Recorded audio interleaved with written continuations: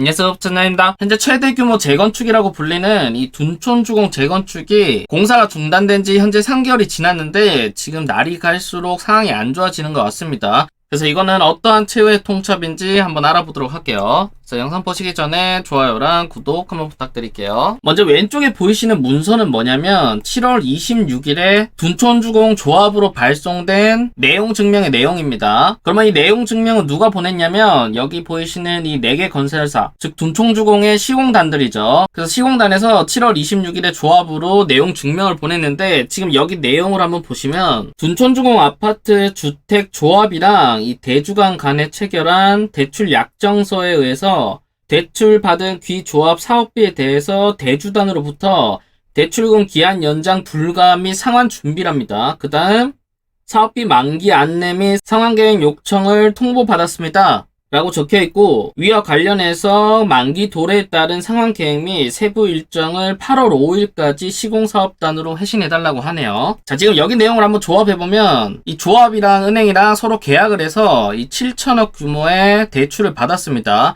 근데 이거를 그냥 받는 게 아니라 어떻게 받았냐면 지금 있는 시공단과 연대 보증을 통해서 대출을 받은 거죠. 이게 무슨 의미냐면 자, 만약 조합에서 이 7천억을 못 갚으면 이 돈을 대신 누가 갚냐면 바로 이 시공단이 갚는 겁니다. 자, 그럼 갚으면 이 시공단만 손해보는 거 아니냐 라고 하실 수 있지만 이 시공단은 이 돈을 갖고 나서 당연히 이 7천억에 대해서 조합에 구상권 청구를 하겠죠. 그래서 이 구상권 청구를 해서 만약 계속해서 돈을 갚지 못하면 정말 최악의 시나리오로 가게 되는데 요거는 뒤에 말씀드릴게요. 자, 그래서 4번에 만약 귀조합에서 대출받은 사업비 대출금을 대출금 만기 상환일까지 상환하지 않을 경우는 시공사업단은 연대 보증인으로서 상기 대출 약정에 의하여 법적 불이익을 입게 될 지위에 있으므로 약정 이행을 위해 대위 변제 후 이에 대한 법적 조치를 취할 수밖에 없음을 통보드립니다 라고 했습니다. 자, 그래서 이 내용은 지금 뭐냐면 어쨌든 은행에서 지금 너네 보니까 제대로 해결도 안 되고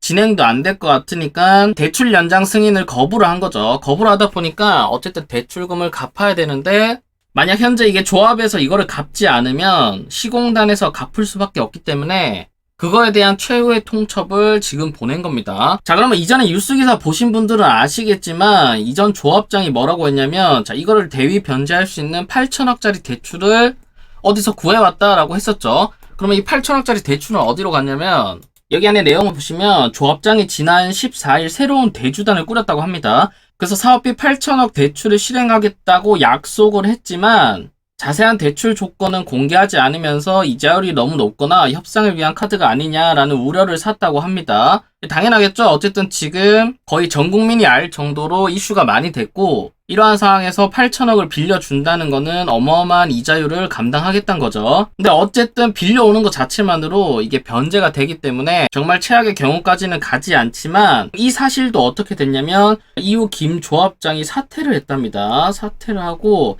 사업비 신규 대출은 없던 일이 됐다고 하네요. 즉 기존에 이 사업비 8천억 원을 대출하겠다라고 얘기를 한 거는 어떻게 보면 그냥 한번 던져본 카드겠죠. 근데 어쨌든 이게 지금 날짜가 다가오고 실제 내용 증명으로 다가오니까 그 이전에 사퇴를 하면서 신규 대출은 없던 일이 돼버렸습니다. 그래서 어떻게 보면 지금 조합이신 분들은 정말 답답할 것 같아요. 뭐 어떻게 제대로 해결되는 일도 없고 갑자기 조합장은 사퇴하고 신규 사업비도 대출이 없고 내용 증명이 갑자기 날라오면서 8월 5일까지 대출 상환을 하라라고 지금 통첩이 온 상황인 거죠. 그러면 현재 이러한 상황에서 앞으로 벌어질 시나리오는 두 가지 정도가 있을 것 같은데 자, 첫 번째가 뭐냐면 바로 7천억 대위 변제 후 원만한 협상입니다. 자, 우선 가장 직면한 사태가 뭐냐면 7천억을 변제를 해야 돼요. 이걸 변제를 안 하면 어쨌든 구상권 청구가 들어오고 그 구상권 청구에 따라서 경매로 나갈 수가 있기 때문에 거기까지는 막아야 되는 거죠. 그렇기 때문에 이 7천억을 변제하기 위해서는 여기 조합원이 한 6천명 정도 되다 보니까 한 인당 1억 원 정도 준비를 해야겠죠. 자, 근데 이것도 사실상 쉽지 않습니다. 6천명이라는 사람이 각각 1억 원씩을 현금으로 준비한다는 것 자체가 정말 힘든 상황인 거죠. 자, 근데 어쨌든 이렇게 첫 번째 고비를 넘겼다라고 한다면 자, 두 번째 고비가 남아있는 거죠. 뭐냐면 자, 시공단이 원하는 상가 분쟁을 해결해야 됩니다. 자, 기존에 시공단에서 발표한 내용을 보시면 지금까지 거의 웬만한 사항들은 다 정리가 된 것 같아요. 뭐 계약 내용이나 그다음 일반 분양이나 그다음 변경된 계약 금액 같은 경우는 전부 다 해결된 것 같은데 지금 가장 큰 문제가 뭐냐면 바로 상가 분쟁이 아직 남아있다고 합니다. 그래서 이 상가 분쟁이 해결되지 않는 한 시공단에서는 공사를 재개하지 않겠다라고 선언을 했기 때문에 지금 이거는 조합에서 풀어야 될 문제긴 합니다. 자, 근데 사실상 상가 분쟁 내용을 한번 살펴보니까 이게 해결되기가 정말 쉽지 않아 보여요. 그래서 앞으로 이 상가 분쟁이 어떻게 해결될지 또 관건인 것 같고, 어쨌든 여기까지가 해결되면 이제 공사가 재개되게 되고 이제 다시 정상적으로 흘러갈 것 같습니다. 하지만 이렇게 공사가 제대로 재개된다 하더라도 어쨌든 지금까지 조합은 상당히 많은 피해를 받은 건 사실이에요. 뭐 돈적으로나 심적으로나 차라리 먼저 분양한 것보다 훨씬 더 손해를 보는 거죠. 그 다음 두 번째 시나리오는 뭐냐면, 자, 구상권 청구 경매로 넘어가는 시나리오입니다. 현재 사업비 대출을 시공사가 연대 보증을 했기 때문에 이 7천억을 지금 갚지 못하는 순간, 자, 시공사가 대신 돈을 갚겠죠. 근데 갚고 나서 뭐 가만히 있느냐? 당연히 아니겠죠. 이제 조합에 구상권 청구를 한 다음에 이 소송 결과를 바탕으로 당연히 경매, 통경매를 들어가겠죠. 자, 이렇게 통경매를 들어가게 되면, 자, 기존 공사비 1.7조, 그 다음 지금 대입 현재 한 7천억, 그 다음 여기에 더해서 이자, 그 다음 유치권 행사하고 있는 인건비나 여러가지 그런 비용들이 전부 다 여기 포함이 되겠죠. 그래서 이 모든 비용이 현재 2.5조 정도 되고, 자, 이거와 별개로는, 자, 1순위로는 어떤 담보가 걸려있냐면, 자, 이주비 대출 1조 4천억이 조합의 땅 담보로 대출이 되어 있는 상황입니다. 자, 그래서 어쨌든 이 구상권 청구로 하고 통으로 이렇게 경매가 나오게 되면 권리관계는 이렇게 되겠죠. 1순위에는 은행 1.4조가 있고, 자, 이거와 별개로 유치권 2.5조가 있는 상황이기 때문에 이거 두 개를 합치면 이 돈만 해도 4조라는 금액이 나옵니다. 자, 그러면 이렇게 경매로 나오면 이 이후의 과정은 어떻게 되냐면, 자, 이것도 두 가지 시나리오가 있겠죠. 현재 시공단이 낙찰받는 시나리오. 자, 이게 가장 유력하겠죠. 다음 두 번째로 다른 사업체가 낙찰받는 방법이 있는데, 자, 우선 2번부터 설명드리면, 다른 건설업체가 이거를 이렇게 낙찰받는다 했을 때, 이게 낙찰을 받더라도 쉽지가 않습니다. 왜냐하면 현재 유치권이 2.5조가 걸려있고, 그 다음 이 아파트를 다른 건설사가 지었죠. 그렇다 보니까 이게 기존에 설계한 도면들도 필요하고 거기에 들어간 자재들, 그 다음 여기 설계들은 어떻게 되는지 이런 작업들이 정말 힘듭니다. 이게 설계를 해보신 분들은 아실 거예요. 그 다음 더군다나 지금 기준으로 다시 계약을 하기 때문에 당연히 공사 금액이 증가하겠죠. 그래서 사실상 이 정도 규모를 통으로 낙찰받을 건설사는 아마 없어 보입니다. 그러면 첫 번째가 가장 유력한데, 어쨌든 지금 시공단 같은 경우는 이게 계속 떨어질 때까지 기다리겠죠.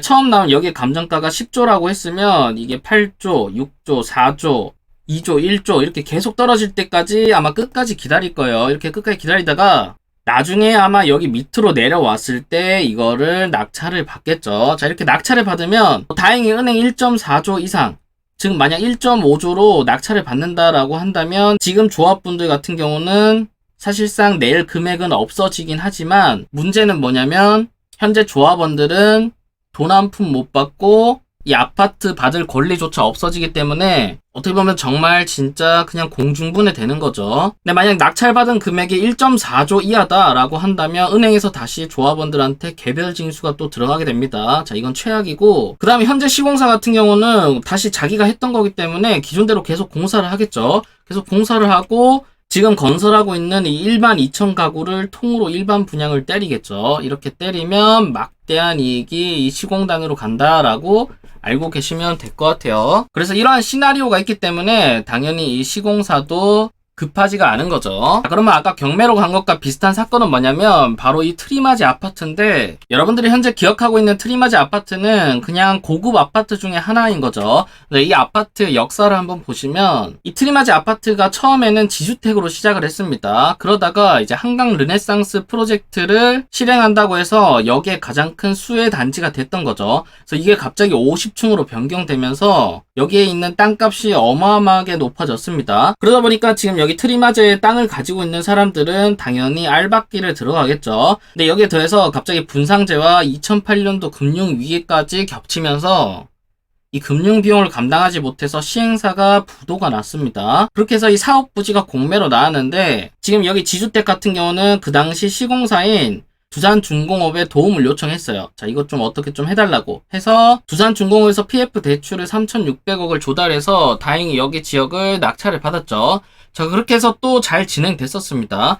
근데 그러다가 자, 또 둘이 싸움이 시작됐죠. 뭐 때문에 싸움이 시작됐냐면 항상 공사 비용입니다. 자, 이 공사 비용이 추가됨에 따라 조합원 분담금을 조금 더 내라 라고 또 분쟁이 시작된 거죠. 그래서 이 상황에서 갈등이 깊어져서 그 뒤는 어떻게 됐냐면, 자, 두산중공업은 조합을 배제하고 새 시행사를 선정하고 부지를 인수하는 방향으로 가고, 자, 이 당시 조합은 어떤 식의 강수를 뒀냐면 총회를 열어서 시공사를 현대건설로 변경하는 초강수를 뒀었습니다. 그래서 이 뒤에는 어떻게 되냐면, 자, 두산중공업이 자체 자금으로 이 PF 자금을 전부 다 상환하고 이 사업을 통으로 인수해버렸습니다. 자, 이 순간 어떻게 되냐면 지주택을 가지고 있던 조합원들은 전부 다 날아가고 공중분해가 돼버린 거죠. 그래서 제가 볼 때 지금 현재 둔촌주공이 지금 여기 상황에 처해 있는 것 같아요. 그래서 잘못하면 여기랑 똑같이 전부 다 사업 인수가 당하겠죠. 그에 따라 조합원들은 모든 투자금이랑 권리가 다 날아가고, 지금 여기 보이시는 이 트리마제는 대표적인 지주택 실패 사례로 남아있음과 동시에 이 두산중공업 같은 경우는 그 이후에 고급화한 다음에 이 트리마제를 분양하고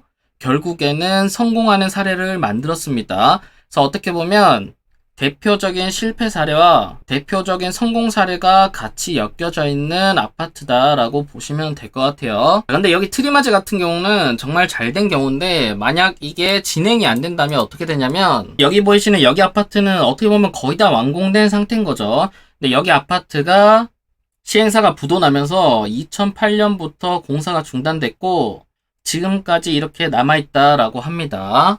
자, 그래서 앞선 두 사례만 보더라도 어쨌든 상황은 정말 안 좋은 상황이기 때문에 지금 이 둔촌주공 사건이 최대한 원만하게 협의가 되기를 기원하겠습니다.